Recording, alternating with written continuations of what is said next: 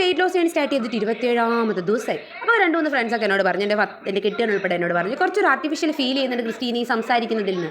അപ്പം ആക്ച്വലി ഞാൻ അതൊന്നും അല്ല വിചാരിച്ചത്. ഞാൻ കുറച്ചൊരു സംഭവം ഒരു ഡീസൻസി ആയിട്ട്, പക്ഷേ അവർക്കത് ഇഷ്ടപ്പെട്ടില്ല പോലും. അപ്പോൾ രാവിലെ ആരോഗ്യപരമായ കാര്യങ്ങളിൽ ഏർപ്പെട്ടതിന് ശേഷം എൻ്റെ വീടിന് മുറ്റത്ത് ഒരുപാട് കറ്റാർ വാഴയുണ്ട് കേട്ടോ. നാട്ടുകാരും വീട്ടുകാരൊക്കെ തൈ ചോദിച്ച് ഞാൻ കൊടുത്ത് ലാസ്റ്റ് അത് തീരുന്നതിന് മുന്നെങ്കിലും എനിക്ക് ആ 4 പേരെ കാണിക്കണം ഗൈസ്. അങ്ങനെയാണ് ഞാൻ ഈ വീഡിയോ ഇട്ടത്, നിങ്ങൾ നോക്കിക്കോളൂ കേട്ടോ. പിന്നെ 8 വാക്കായിരുന്നു. 8 വാക്ക് കൊണ്ട് എനിക്ക് ഒരുപാട് റിസൾട്ട് ഉണ്ടായിട്ടുണ്ട്. ആക്ച്വലി ഞാൻ ഇങ്ങനത്തെ ഡ്രസ്സൊക്കെ ഭയങ്കര ഇടാൻ ഇഷ്ടമുള്ള ആളാണ്. പക്ഷേ എനിക്കിപ്പോൾ ഇടാനൊരു കോൺഫിഡൻസ് ഉണ്ട്. കുറച്ചൊക്കെ തടി പറഞ്ഞല്ലോ. ഞാൻ കാണിക്കുന്ന എല്ലാ കോപ്രായും ഡെയിലി കണ്ടുകൊണ്ടിരിക്കുന്ന 3 പാവങ്ങളാണ്. ഇവരിത് കണ്ടേ പറ്റുള്ളൂ, കാരണം ഞാൻ ചോറ് കൊടുക്കുകയോ സ്നേഹിക്കുകയൊക്കെ ചെയ്യുന്നതാണ്. പിന്നെ 1.5 മാസം വീട്ടിൽ കുത്തിയിരുന്നില്ലേ, നീ എന്തുണ്ടാക്കിയെന്ന് ചോദിക്കുന്നവരോട് നോക്കൂ ഗൈസ്, ഞാൻ നട്ട ചീരയാണ് കേട്ടോ.